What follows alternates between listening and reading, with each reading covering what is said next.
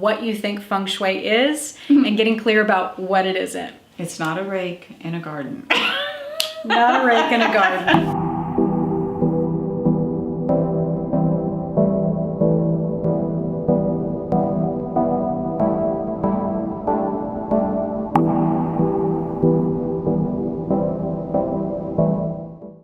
Hey everyone, welcome to Home Energy Design. I am your host, Amanda Gates, and I'm so excited today that I have one of my clients with me, Denise. Welcome. Thank you, welcome to me. Thank you for saying yes to this. It's a little bit uncomfortable. A lot of people don't want to be on camera. Yes. So thank you for doing this. Even though she didn't know she was going to be on camera. Surprise! But one of the reasons that I wanted to do it this way is that I feel like a lot of people that we work with, we get to do all of these really amazing things and all these great transformations, but I feel like it's pretty one-sided because you're hearing my version of it. And so that's why I wanted to have you on, because I thought it would be really great to share the experience with you and kind of hear it in your own words, rather than it's fluffy and amazing and you're going to love it. So one of the things that I wanted to ask you was, kind of what your thoughts of what Feng Shui was and maybe what you think about what it is now that you've worked with me. To me, Feng Shui was the little box with sand and a rake. I love it. Like the Zen master. Right. I guess, right. I would mix that with Zen, and it's about having things in the right place to bring peace and harmony, which I don't know that I would have even concerned myself that that's something, I just am trying to get through life and not putting value to those things necessarily. Mm-hmm. So. And I know that one of the big things was this idea of, is it going to go against my faith? Is this going to really go against my belief system? And I feel like it's actually quite complementary. I've worked with everything from Pentecostal Christians to Lutherans to a whole mix of all faiths, actually, Islam, and I feel like it really complements it, but I'd like to get your opinion on that. I think so too. It doesn't conflict. It's not trying to take away from what Christianity says. To me, it's teaching the same principles. It's about not trying to jump ahead, but it's about valuing yourself, which is a core message I think that religion should have. Most religions don't do a good job at that. So it's drawing the mind around, well, how that looks is a reflection of how I feel about myself.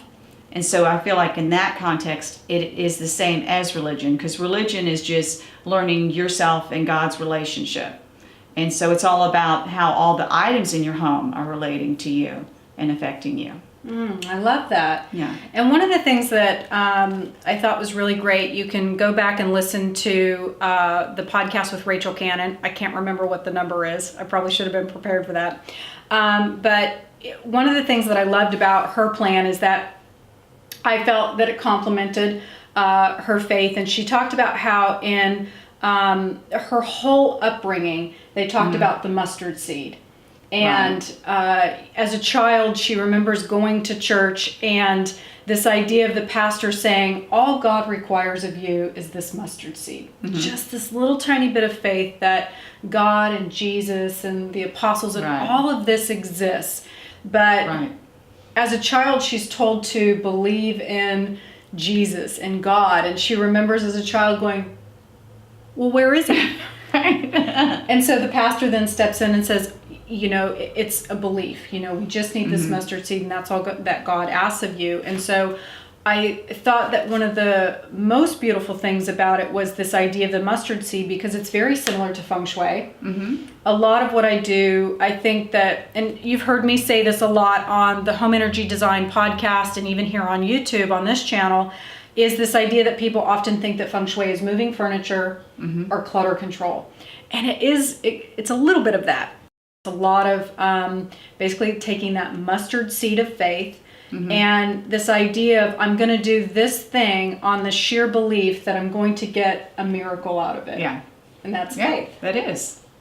So now, having gone through the process of Feng Shui, I know that was a big concern of yours.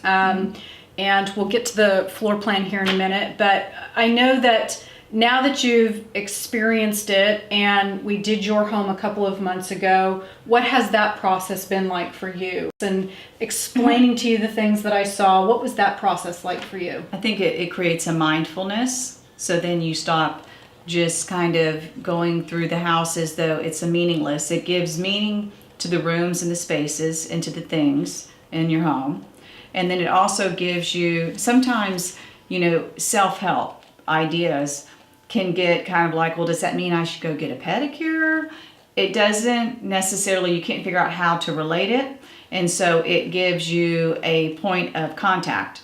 Okay, well, I'm going to do this, and this represents me believing and investing in myself, and this means I value myself and I deserve something good to come back to me. And then also it gives objects that, where maybe if there was a negative, then I can look at that object like a crystal, and I can say, well, whatever the negative is, it's all going away. Yeah, that's great. And that's a great reference. A lot of the idea of Feng Shui is just to transmute and shift and change negative energy into positive. And I think that a lot of the things that, I was seeing in your floor plan, if you are listening to this on the podcast, you can head on over to the YouTube channel and you can see the floor plan. And if you're watching the YouTube channel, you're already here. But some of the things that I saw for you was the small entryway. And so having a small entryway absolutely does affect you. It affects, it can create just a really narrow sense of thinking and not being able to think clearly. And almost like things are closing in on you, and you can't really see the forest for the trees. And it's like things keep showing up and you're like, where are these things coming from? And that then relates to adaptability and being able to adapt to things as things come at you. What we really wanted to do was just open that up for you and kind of broaden your horizons, so to speak. And I think what's really important to mention about this is you hear me talk about the top 5 disruptors all the time. And the reason why I talk about these top 5 disruptors is because it's a great place to start seeing your home in a new way. Very similar to what you were just talking about being a lot more mindful about how you see things and what the meaning behind those things are. And if it does have a negative connotation. Right. If it does have a negative connotation and it's in one of these areas that's the top 5 disruptors, you don't realize that you're doing it, but subconsciously you're picking up on that. It's like a ping, kind of. And so all of the things that I'm talking about that were really affecting Denise were the top 5 disruptors. The 3 big ones that I listed, her bathroom was in a not so great place, but it's a bathroom. It's a modern day convenience. We all want them. I sure do. Right. Her front door, which was her entry, which we just talked about. And then this idea of command position, which was in her bedroom. And so the major things that I really talked about with Denise was her entryway, her being out of command, which means you can't see the door when you're laying in bed. And so that can mean danger. That can mean lack of opportunity. That can be that things are coming at her and she can't see them. It can also affect your sleep patterns, feeling insomnia, possibly headaches. So there's a lot of health implications that can also come up with this. And the way that your door walks into a wall kind of blocks you. So it's kind of like a double whammy. So if you start to put the story together of not thinking real clearly, kind of feeling stuck and you can't move forward, feeling blocked, any type of health implications showing up, you can kind of start seeing kind of the pattern that's showing up. And then the idea of your daughter's bathroom, that really, the location of her daughter's bathroom is just like failure to launch. Not being able to get things started, not being able to move forward. And so it's like this ongoing of getting tripped up. Yeah. And so, and the other thing that was a little bit unique about Denise's floor plan is we have this idea of the 3 harmony. And this is a much more advanced technique, but the idea is that she's got a lot of water on her property. And so by doing that, it's basically this idea of, if you can imagine in a swamp, like there are some trees that do well there, but for the most part, when you look at a tree and it's in all that water, it's just rotting. Yeah. It just falls apart. You can't get your footing. You're kind of wobbly, so to speak. And then you had all that water at the back of your property as well. Right. So it's like things are washing away. So when we went over this about 3 or 4 months ago, I can't remember, Right. but when I was going over this with you, did any of that resonate with you as far as what definitely. was showing up for you? Yes. And so I came out and I helped. What we did is we talked about how to expand her entryway, how to open that up, things that she could place and do to start shifting these things. And I know that I've done some things. I know that you have done Right. some things. So what has your experience been like having placed the things that I've done and things, what's that experience been like for Right. you? Well, and I think it's, what's nice is I'm pretty frugal. So we're not talking about knocking walls down and all Yeah. that stuff. We're talking about as simple as there's this wrought iron ugly thing on the wall, but instead put a painting and just create the idea then when you step in that entry of something expansive and beautiful. So, and then thinking about the living room space and making sure that we don't create energy blocks there. And then I still have these goals in mind of other things that I want to do come spring, because it was winter when we started. Yeah. Because I really do like what you said about my bedroom being by that decline and that watery place. And seeing all that just rock and exposed and think that relates to me, I want to do something to beautify that, fill it in, change that.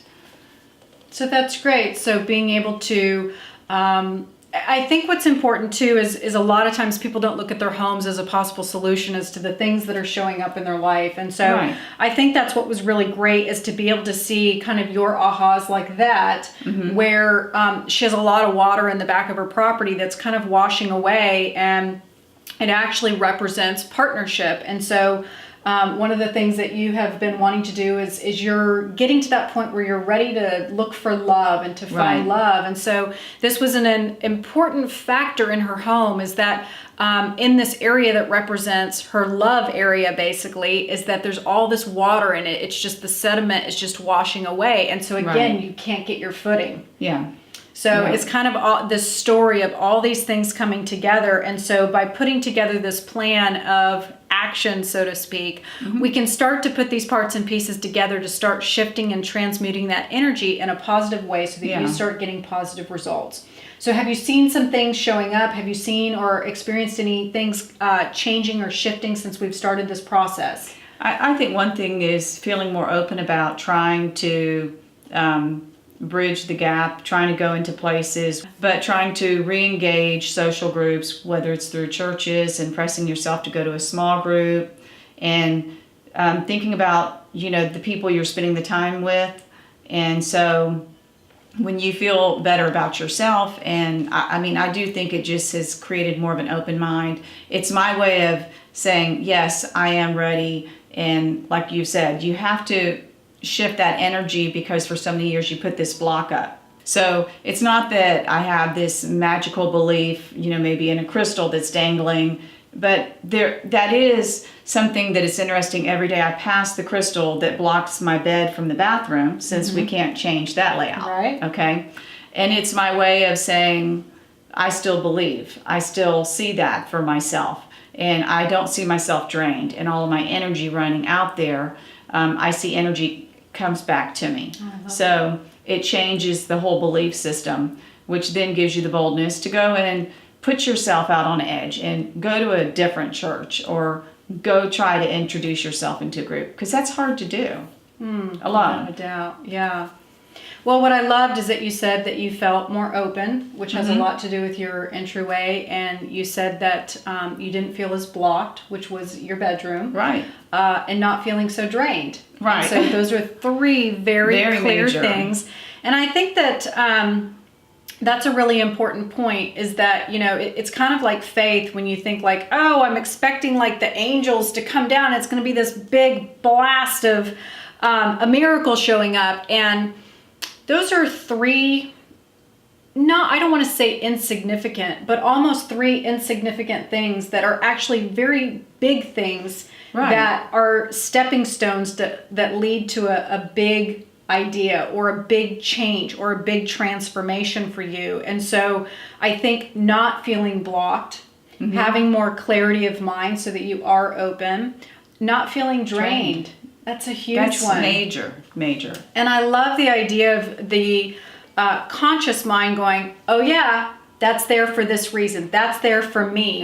That's beautiful because you're then broadcasting that energy, and that's a huge shift so that you feel like, I can go to a different church, or I can go to this community thing, or I can go to a book club, or I can change how I would normally participate by such a small little thing. And I think that's a great point too, is that a lot of what we did at Denise's house was inexpensive. It wasn't a big major ordeal. We didn't knock down any walls. These are all easy things to do that anybody can approach. I've also got some great things on this channel, the YouTube channel. So if you're listening to the podcast, head over to YouTube. But I've got a lot of really great tips on how, if you are really limited on your budget, or if you have no budget, the things that you can do to significantly change the energy around your home. I've got some that it's just one tip that will change everything. And I think one of the biggest things that I've seen in you is just mindset.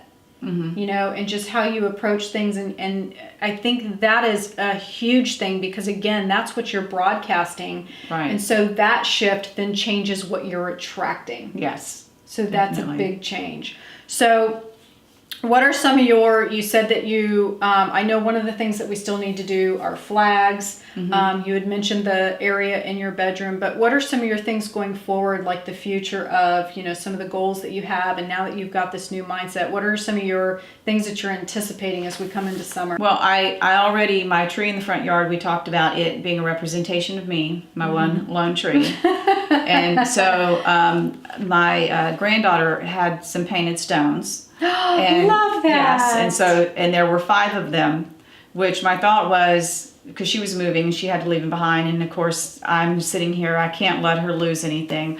And I thought, okay, I'll take some to my house, I'll figure out what to do with them. And it's funny because the 5 perfectly fit encircling that tree of mine. And as a Christian, 5 is the number of grace, which makes us think of what Christ did for us. So I was like, okay, this is awesome. So I have these 5 rocks. I had put a couple of plants on either side of them.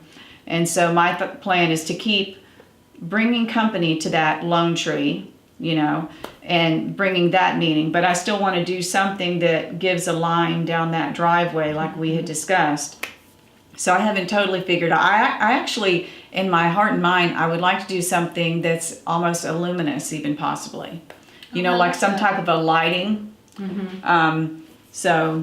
I think I'm more excited about, I'm equally excited about the inside, because I'm waiting to also get a great couch, something to reframe my space in that living room. Yes. But I need my cats to cooperate.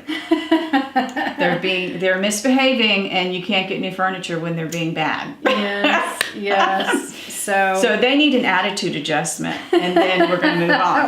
We need to sway the cats. Well, I want to thank you for sitting down with me and doing this. Again, she didn't know that she was going to be on video, and so I appreciate that. I have gratitude for you doing this and me putting you on the spot. But I think that it's really important for people to see and hear from an actual client the transformation that can occur, how seemingly insignificant things can really transpire into big changes in our life, and really how important the energy is in our home.